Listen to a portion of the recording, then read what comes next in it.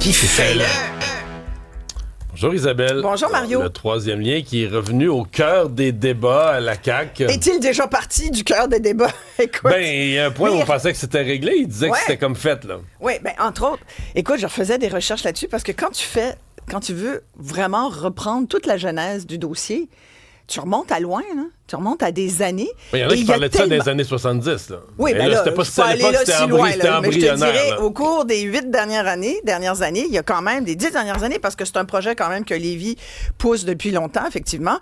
Mais au cours des dernières années, les tracés, les projets, tu sais, les 2 tubes, le 1 tube. Il y en a eu. Là, c'est une... Tu rentres là-dedans, puis c'est comme dans un tunnel dont tu vois pas le bout. Et là...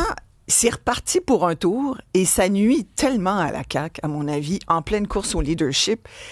Et là, tu as Bernard Drainville hier qui disait c'est un test de leadership à l'endroit de Christine Fréchette. Il a décoché une flèche envers Mme Fréchette. Parce qu'il dit qu'elle est incapable de prendre des décisions. Et l'indécision, là, c'est la pire affaire, nous dit Bernard Drainville. Il dit aussi que tout ce qui traîne finit par se salir. Moi, j'ai envie de dire, ça sale. fait tellement longtemps, méchant dossier sale, tu comprends, que celui du troisième lien, ou même le maire de Lévis est même plus d'accord avec le tracé actuel.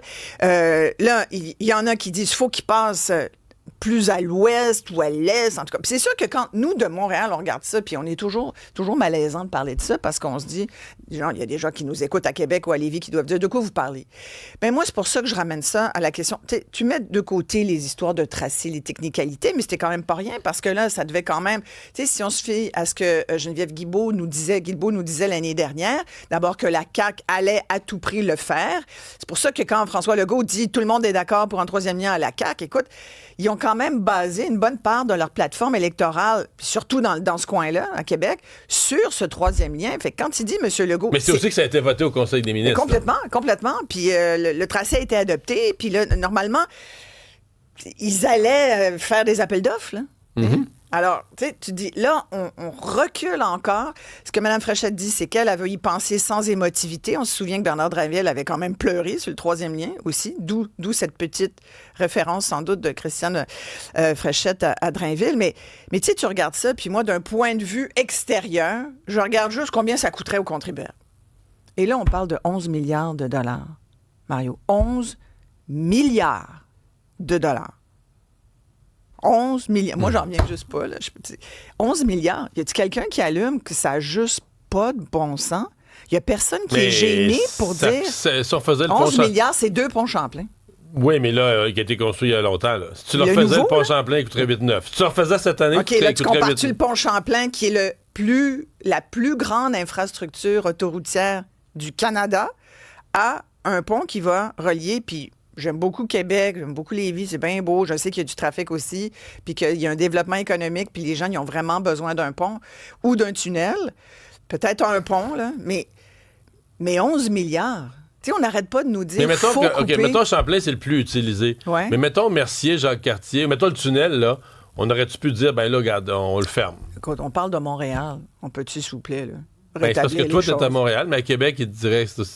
Parce que... Ben je sais, c'est ça que le monde dit. Là. Moi, j'entends là, des députés qui disent, puis des ministres qui disent, les gens veulent un pont, un troisième lien, on va leur donner. Non, on leur donnera pas pour 11 milliards. Moi, comme contribuable, puis je pense qu'il y a bien du monde qui sont d'accord avec moi. D'ailleurs, il y a des gens là, qui ont parti des mouvements non contre... La majorité est d'accord avec toi dans le Grand Montréal. Le projet... n'a jamais été vendu ou expliqué. Les Montréalais pensent que ça serait fait pour rien. Toi, t'es d'accord avec ça? 11 milliards, on met ça dans un... Non, je suis pas d'accord avec 11 milliards. Je pense qu'il y a un besoin. Je pense que 11 milliards, ça c'est ce que je te dis. Je n'ai pas le besoin. Est-ce que le prix... Tu sais, on a besoin... Je vais comparer ça, parce que j'allais te dire, c'est 5 fois, parce que je regardais le dernier montant, le dernier coût de réfection de l'hôpital Maisonneuve-Rosemont, là, puis les médecins et le personnel, les patients, le comité des usagers dernièrement, puis je vais les avoir à mon émission cet après-midi, à 13h, commence à dire, là, ce qu'on entend, c'est qu'on commence à chipoter sur comment on va réparer, refaire cet hôpital-là qui mérite depuis des années d'être fait.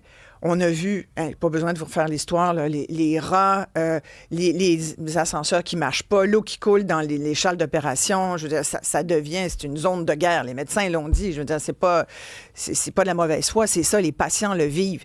Tu n'as qu'à aller à Maisonneuve-Rosemont pour voir que ça n'a juste pas de bon sens.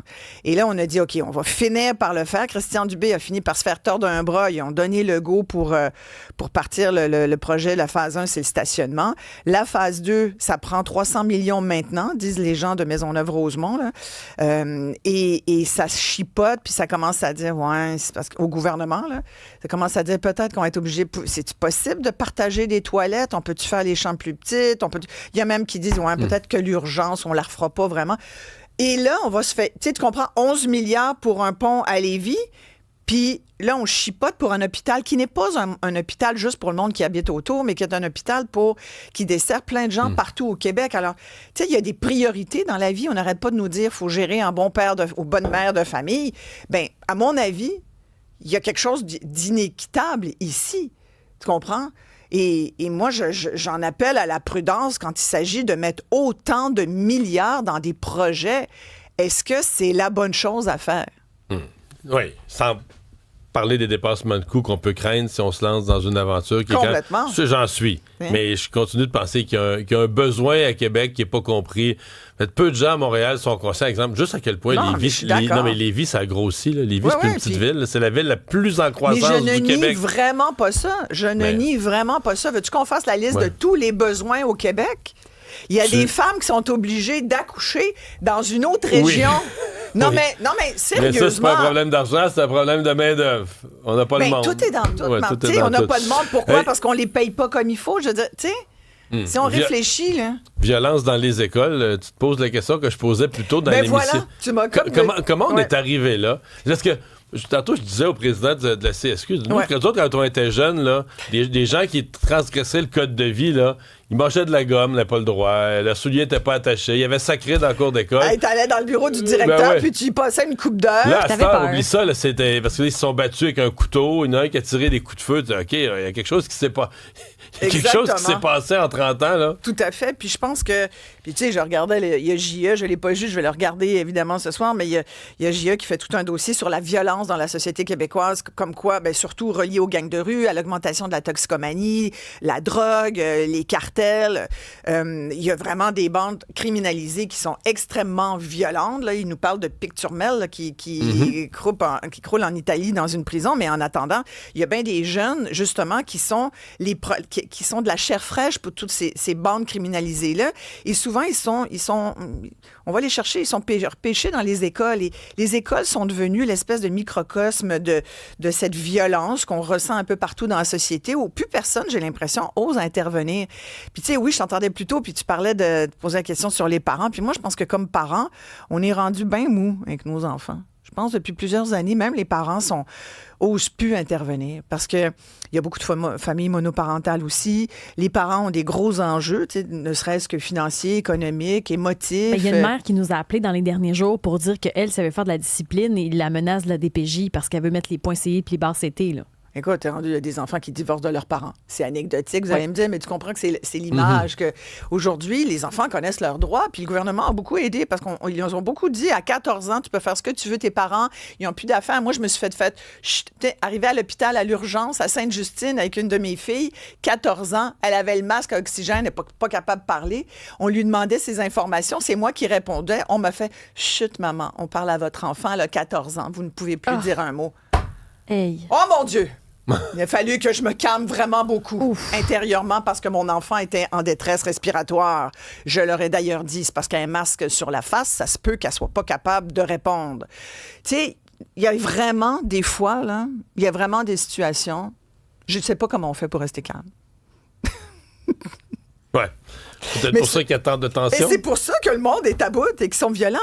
Et c'est pour ça que, comme adulte, il faut montrer de l'exemple, mais il faut aussi être capable d'avoir une discussion, je pense.